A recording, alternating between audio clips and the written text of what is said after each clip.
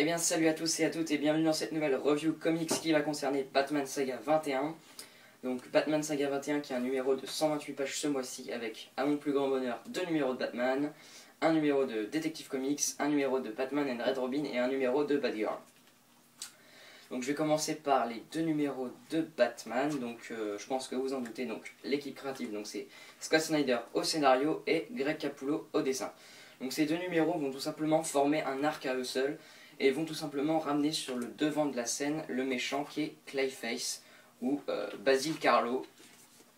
Donc voilà, il va tout simplement mettre en place un subterfuge en faisant passer Bruce Wayne pour un criminel et il veut tout simplement découvrir l'identité de Batman.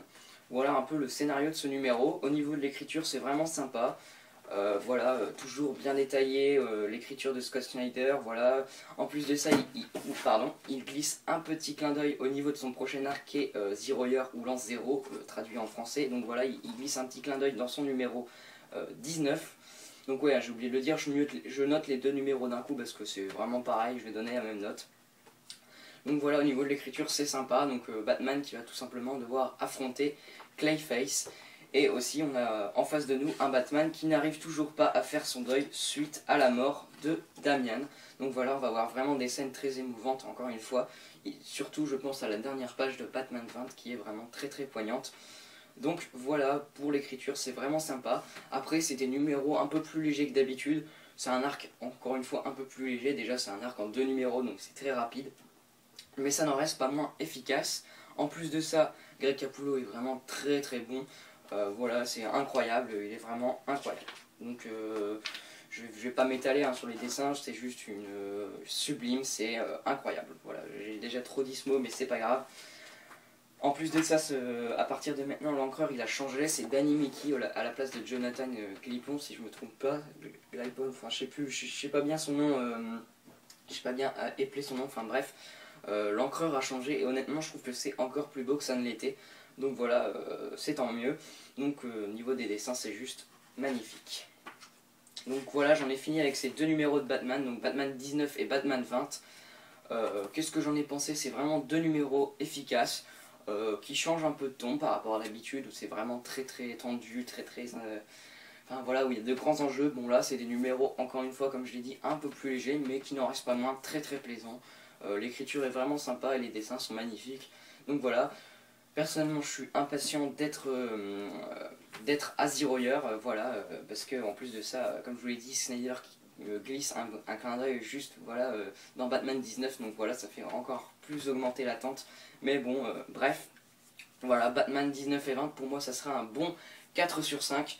Même si ce n'est pas les numéros du siècle, ça reste quand même plaisant à lire. Donc voilà, ensuite je vais passer à Detective Comics, donc là c'est pareil, l'équipe créative que d'habitude, c'est-à-dire que c'est John Lehman au scénario et Jason Fabok au dessin. Que dire à part que là franchement c'est bien, j'avais trouvé le numéro du mois dernier un peu plus en dessous, je sais pas, il m'avait pas incroyablement plu. Je trouvais qu'il se passait pas grand chose et là franchement il se passe beaucoup de choses. On a tout simplement l'ascension de Pingouin Emperor, donc, qui n'est autre que Ogilvy, donc l'ancien assistant du Pingouin. Et donc on a vraiment une ascension de ce personnage qui va tout simplement profiter de chaque événement et être là dans le noir à espionner tout le monde. Et voilà, et donc on a vraiment une ascension fulgurante de ce personnage. Et à l'inverse on a le Pingouin qui est complètement perdu et qui se retrouve voilà, anéanti et tout son empire se retrouve complètement brisé. Il ne maîtrise plus rien et se retrouve piégé par Ogilvy qui réussit à mettre en prison le Pingouin. Donc voilà, au niveau de l'écriture c'est vraiment très très sympa. Comme je vous le dis, c'est bien écrit, c'est vraiment un régal ce numéro. En plus de ça, le cliffhanger est très très très bon. On nous annonce l'arrivée d'un nouveau méchant que j'avais jamais lu en comics et franchement je suis impatient de voir ce que ça va donner. Donc voilà, franchement un très très bon numéro. En plus de ça, Jason Fabok, pardon, je vais pas le répéter mais c'est juste magnifique. Voilà, il y a des pages sublimes comme d'habitude, comme chaque mois. Franchement c'est un dessinateur que j'adore de plus en plus. Je le trouve incroyable. Voilà. Tout comme Greg Capullo, c'est vraiment très très bon. Bon, même si c'est Greg Capullo, c'est encore plus beau, ça n'en reste pas moins vraiment impressionnant et vraiment magnifique au niveau des dessins pour ce Batman Detective Comics 21, pardon. Ah non, Detective Comics 18, pardon, on est vraiment en retard au niveau des numérotations, il y a un gros décalage, donc ouais, Detective Comics 18 est vraiment un très bon numéro. Donc pour moi, ça sera un bon 4 sur 5 pour ce numéro. Franchement, c'est vraiment un très bon numéro. En plus de ça, on a un backup qui est très très intéressant et qui met en scène le personnage de Zaz. Voilà. Pour Detective Comics 18, je vais passer ensuite à Batman and Red Robin 19.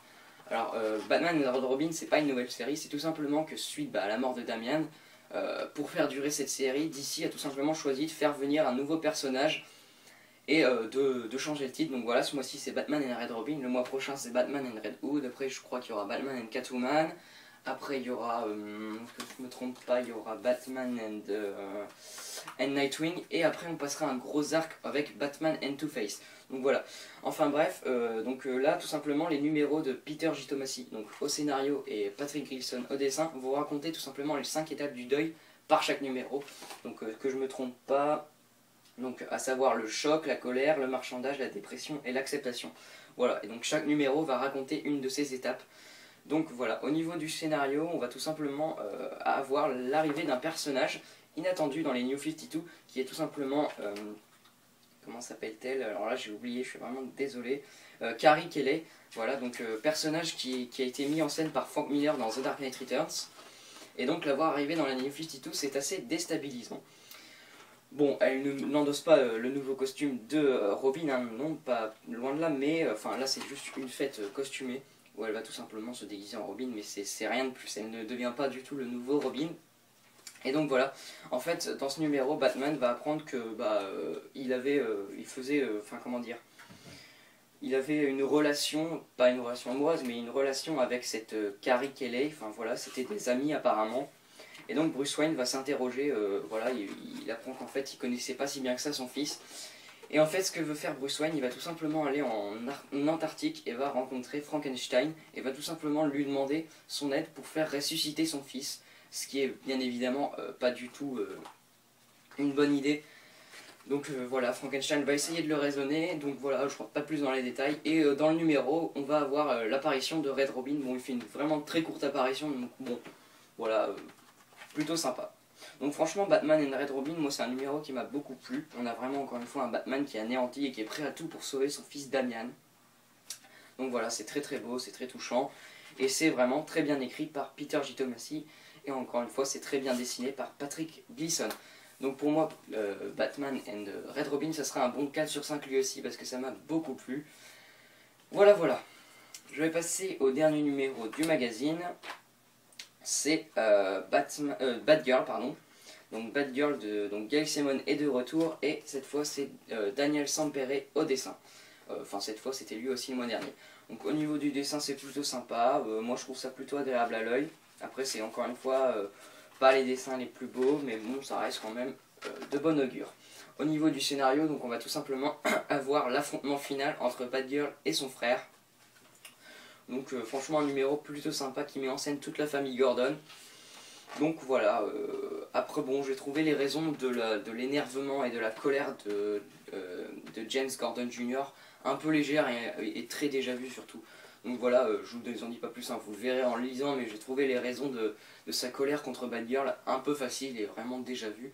Donc voilà, c'est un peu ça qui m'a déçu, mais ça reste quand même un bon numéro, assez sympa, mais bon, c'est pas encore une fois, enfin voilà, Batgirl franchement, bon, c'était vraiment très très bon au début, puis là, plus le temps passe, c'est pas nul, c'est pas catastrophique, mais ça reste quand même, voilà, c'est pas non plus incroyable. Donc voilà, Batgirl 19, j'ai oublié de le dire, hein, donc c'est Batgirl 19. Donc pour moi, la note que je vais lui mettre, ça sera un bon 3,5 sur 5, parce que ça m'a plu, mais après ça reste pas, c'est pas non plus le numéro, enfin c'est pas non plus la série incroyable, voilà. Donc voilà, Batman Saga 21, donc en définitive un mag vraiment intéressant. Batman est vraiment très bon, Detective Comics c'est juste incroyable lui aussi. Après Batman and Red Robin c'est pareil, il est vraiment très très bon. On a vraiment encore une fois un Batman qui arrive pas à accepter la mort de son fils. Donc voilà, c'est vraiment bien fait, chaque auteur maîtrise ça très bien. Bon voilà, après on a un Batgirl un peu moins bon, mais bon qui n'en reste pas moins assez bon à lire, mais bon. C'est pas non plus... voilà, la série franchement n'est pas sous son meilleur jour, mais bon, ça reste quand même assez agréable à lire. Donc Batman Saga 21, c'est un numéro que je conseille, c'est un magazine que je conseille. Franchement, il vaut le coup, voilà. Moi, j'ai qu'une hâte, c'était à l'an 0, enfin Zero Year, pardon, et voilà, de commencer Zero Year par Scott Snyder et Greg Capullo. Donc voilà, moi je vous dis à la prochaine pour une achat comics et info numéro 3. Donc voilà, ça sera d'ici 2 semaines je crois. Après, au niveau des reviews comics, bah, ce sera tout simplement les prochains kiosques qui arriveront, donc c'est-à-dire Justice League Saga 4 et Superman Saga numéro 2. Voilà, moi j'en ai fini pour cette review, je vous dis à la prochaine donc, pour un achat comics et info. En attendant, prenez soin de vous et à plus tout le monde.